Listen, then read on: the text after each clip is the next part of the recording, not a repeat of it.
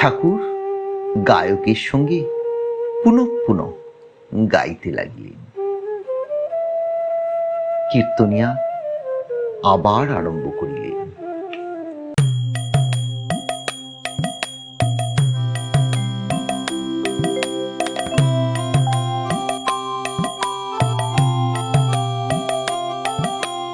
বায়ু অন্ধকারাদি শূন্য আর আকাশ, বায়ু অন্ধকারাদি শূন্য আর আকাশ, রূপ দিক দিগন্তর তোমা হতে প্রকাশ। বায়ু অন্ধকারাদি শূন্য আর আকাশ, রূপ দিক দিগন্তর তোমা হতে প্রকাশ। ব্রহ্মা বিষ্ণু আদি করে যতেক অমরে তব শক্তি প্রকাশেছে সকল শরীরে। এরা পিঙ্গলা সুষুম্না ব্রজা চিত্রিণীতে ক্রমযোগে আছে জেগে সহস্রা হইতে।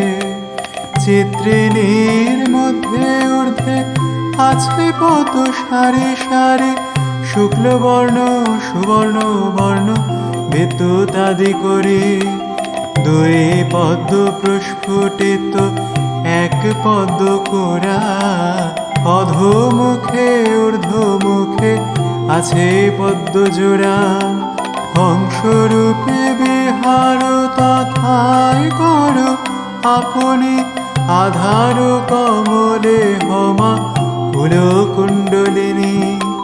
তদূর্ধ্বে মণিপুর নাম নাভিস্থল, রক্তবর্ণ পদ্ম তাহে আছে শতদল। সেই পদ্মে তব শক্তি অনল আছায়ে, সে অনল নিবৃত্তি হলে সকলি নিভায়ে। হৃদে পদ্মে আছে মানস সরোবর, অনাহত পদ্ম ভাসে তাহার উপর।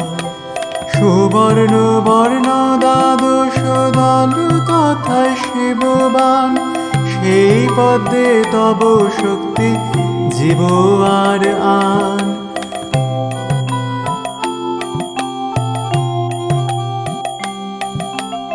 তদূর্ধ্বে কণ্ঠদেশ ধূম্রবর্ণ পদ্ম, ষোড়শদল নাম তার পদ্ম বিশুদ্ধাক্ষ। সেই পদ্মে তব শক্তি আছায়ে আকাশ, সেই পদ্মে তব শক্তি আছায়ে আকাশ। সে আকাশ রুদ্ধঞ্চলে সকলি আকাশ। তদূর্ধ্বে শিরসি মধ্যে পদ্ম সহস্রদল, গুরুদেবের স্থান সেই অতি গুহ্যস্থল। সেই পদ্মে বিশ্বরূপে পরম শিব বিরাজে, একা আছেন শুক্ল বর্ণ সহস্রদল পঙ্কজে। ব্রহ্মরন্ধ্র আছে যথা শিব বিম্বরূপ, তুমি তথা গেলে শিব হন শিওরূপ। তথা শিব সঙ্গে রঙ্গে করব বিহার, বিহার সমাপনে শিব হন বিম্বাকার। বিহার সমাপনে শিব হন বিম্বাকার, বিহার সমাপনে শিব হন বিম্বাকার।